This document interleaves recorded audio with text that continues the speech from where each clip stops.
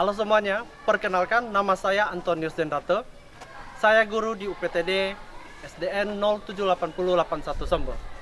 Saya adalah mahasiswa PPG dalam jabatan tahun 2023 angkatan pertama di LPTK Universitas Al-Muslim.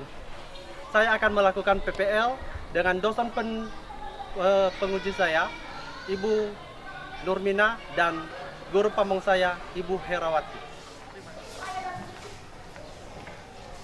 Selamat pagi semuanya. Selamat pagi, Pak. Bagaimana kabarnya hari ini? Sehat. Sebelum kita memulai pelajaran kita pada hari ini, kita pimpin kita dalam doa. Teman-teman, sebelum kita memulai pelajaran kita, mari kita berdoa sesuai agama dan kepercayaan kita masing-masing. Berdoa dimulai. Amin. Amin. Baik. Terima kasih Kalista. Baik, selanjutnya untuk memupuk rasa nasionalisme kita untuk negara, baiknya kita bernyanyi.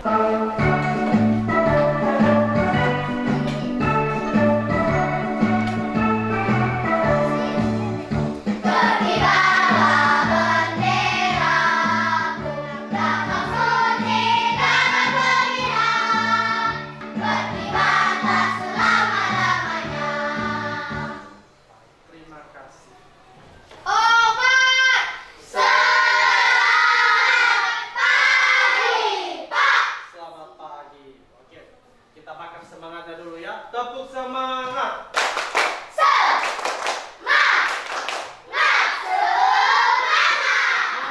Terima kasih, tepuk tangan untuk kita semua. Hari ini kita akan belajar tentang pahlawan, subtema 1, perjuangan para pahlawan, aksi 1 untuk pertemuan kedua.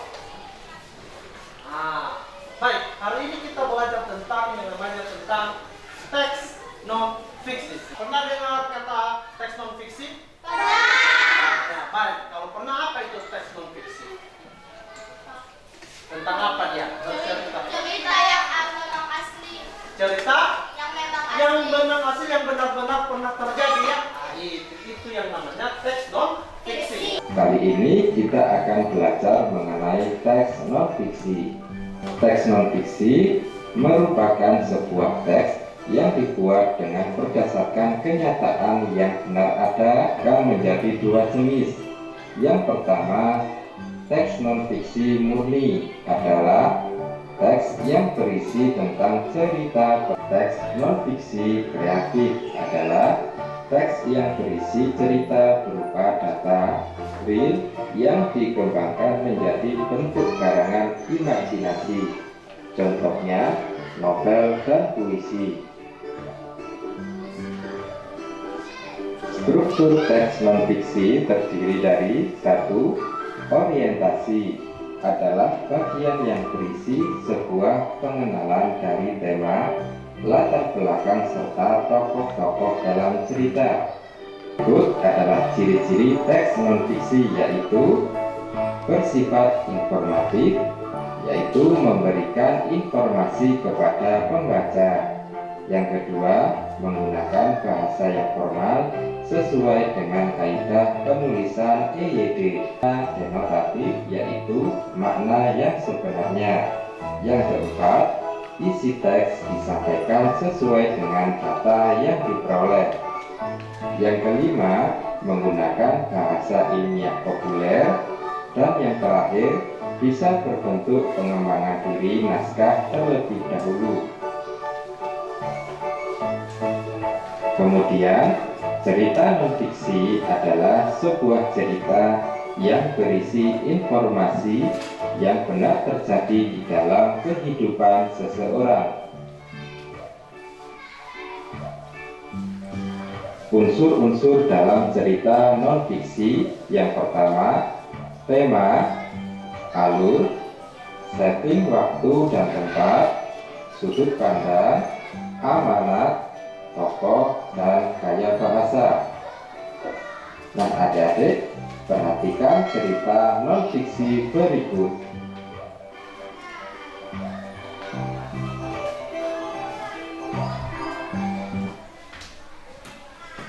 Oke, baik. Tadi kita sudah sama-sama melihat, mendengar bersama video tentang teks non fiksi. Seperti yang dikatakan temanmu tadi. Apa itu teks non fiksi tadi, Nogu? Cerita yang memang asli. Cerita yang memang asli. Bagaimana tentang LKPD pada pertemuan sebelumnya? Itu bekerja kelompok, bekerja sama. Jadi jangan nanti hanya satu yang bekerja sama saja ya. Oke. Oke, baik. Sudah mendapatkan semua lembar LKPD-nya, silakan dikerjakan.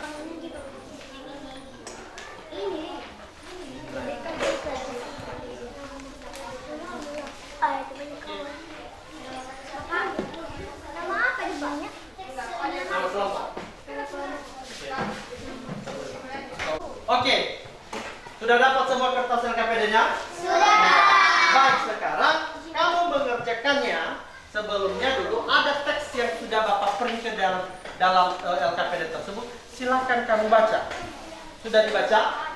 Coba dibaca tentang Raja Purnawarman. Jadi kamu sudah dengar tentang cerita Raja Purnawarman Panji Segala Raja? Sudah? Jadi sekarang tugasmu setiap kelompok coba cari apa saja unsur-unsur teks yang ada di dalam teks cerita Purnawarman tersebut. Contohnya tadi, apa temanya? Apa alurnya? Settingnya apa? Amanatnya, tokoh dan gaya bahasa yang kamu dapat. Bisa? Bisa dikerjakan? Bisa? Bisa sekali lagi? Bisa? Bapak bakar dulu semangatnya. Berdiri semua. Berdiri semua. Mana semangatmu? Ini semangatku. Ha, cie, cie, cie, cie, oke. Cie, cie, cie, cie, oke. Tepuk semangat. Semangat, semangat. Baik, terima kasih. Sudah semangat, silakan duduk dan silakan kerjakan LKPD sesuai dengan petunjuk yang ada di dalam LKPD tersebut. Gimana Cira?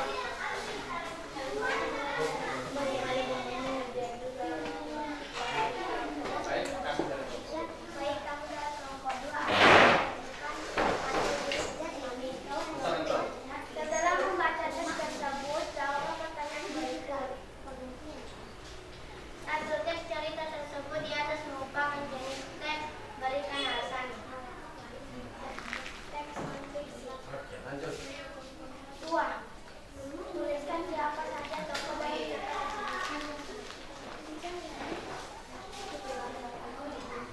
Oke, Tuan. Raja Purnawarman, para petani rakyat. Hubungannya selalu. 3. Tuliskan unsur-unsur cerita dalam teks cerita Raja Purnawarman, Panji Segala Raja. 1. Tema Raja Purnawarman, Panji Segala Raja. 2. Alur maju jelas setting waktu dan tempat di kerajaan atau rumah negara. Amanat kita harus berbuat baik dan tidak boleh berbuat jahat. Kejahatan. 4. Simak tokoh Raja Purnawarman. Udah. Baik, tepuk tangan untuk kelompok 2. Jadi, itu hasil kelompok diskusi kelompokmu. Bapak minta terima kasih. Selanjutnya, dari hasil diskusimu tersebut tadi, kamu sudah mendengarkan cerita, membaca cerita tentang teks non-fiksi kepahlawanan, sikap kepahlawan dari Raja Purnawarman. Pertemuan sebelumnya kita bercerita tentang sifat-sifat cahaya. Apa hubungannya dengan pembelajaran tentang sikap kepahlawanan Raja Purnawarman itu? Ya jelas, di situ tadi sikap kepahlawanan dari Raja Purnawarman itu memperbaiki alur air. Jadi dengan adanya air, kalau kita melihat air, wajah kita akan tampak seperti kita melihat diri kita sendiri. Kenapa bisa kita lihat itu, dok? Karena ada pantulan cahaya. Maka dari itu silakan simak video berikut ini.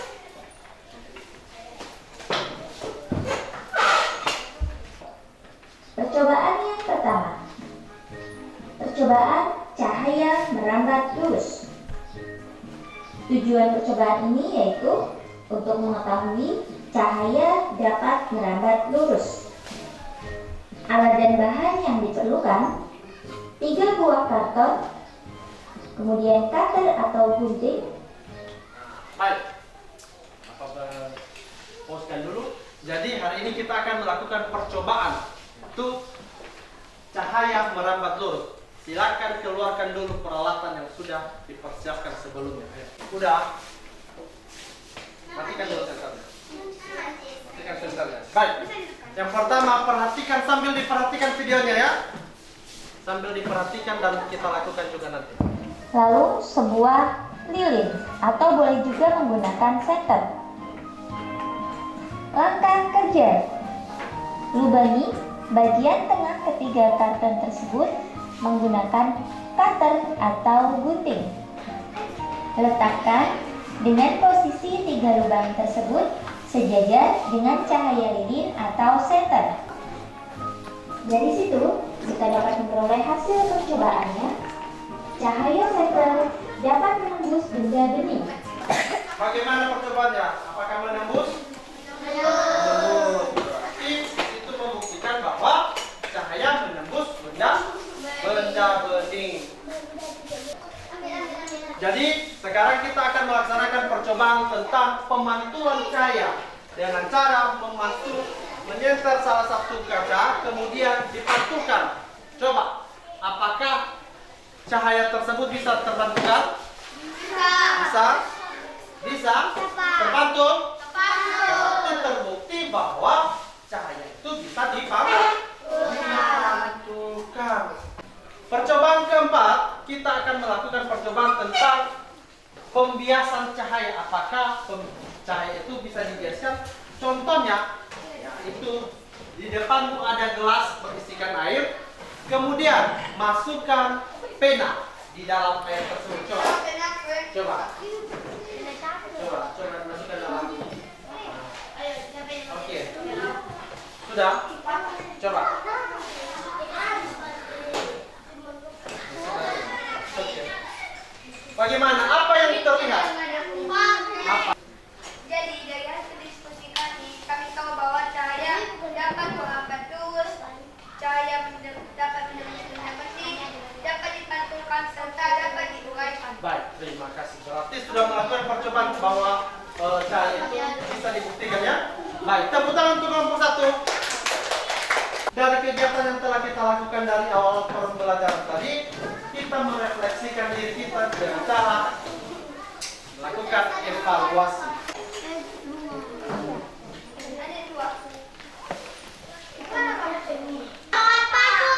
Oke, tinggal nomor 4 ya. Oke, silakan kerjakan. Apa nomor 4? Nomor 4. Desain lapis. Baik, ketua, silakan kumpulkan.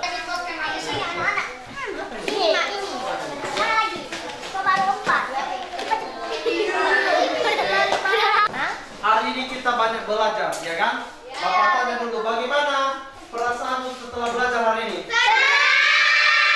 Sifat cahaya juga ada, sifat-sifat cahaya ada. Berapa tadi sifat cahaya? Ada 4. Nah itu, kita sudah belajar sepanjang hari ini. Tentunya apa yang kita pelajari hari ini dapat dipelajari lagi kembali nanti di rumah. Jadi untuk pembelajaran hari ini kita selesaikan. Sebelum kita mengakhiri pelajaran kita pada hari ini, mari kita kembali menyalakan dulu jiwa raga kita ke dalam tangan Tuhan. Siapa yang petugas bodoh hari ini? Ya.